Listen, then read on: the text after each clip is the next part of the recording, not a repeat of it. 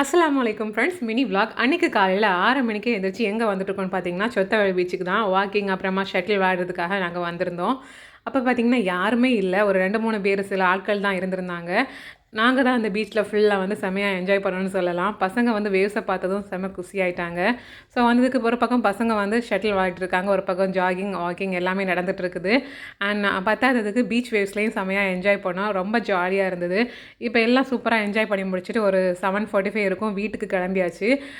வீட்டுக்கு வரும்போதும் வழியை பார்க்கும்போது அவ்வளோ அழகாக வந்து சூப்பராக இருந்தது அந்த ஸ்கை எல்லாம் பார்க்குறதுக்கு.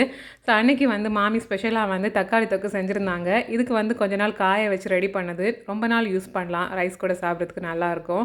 ஸோ அது வந்து ரெசிபி எல்லாமே நம்ம சேனலில் யூடியூப்பில் இருக்குது பாருங்கள். இதுதான் அன்றைக்கி ஈவினிங் பசங்களுக்கு சாப்பிட்றதுக்கு சூப்பராக ட்ரை ஃப்ரூட்ஸ் கேக் வந்து சாக்லேட் ஃப்ளேவரில் பண்ணேன். ரொம்ப அழகாக டேஸ்டியாக சாஃப்டாக இருந்தது. ஸோ இந்த வீடியோவும் நம்ம யூடியூப் சேனலில் இருக்குது, மறக்காமல் பாருங்கள். தேங்க்யூ.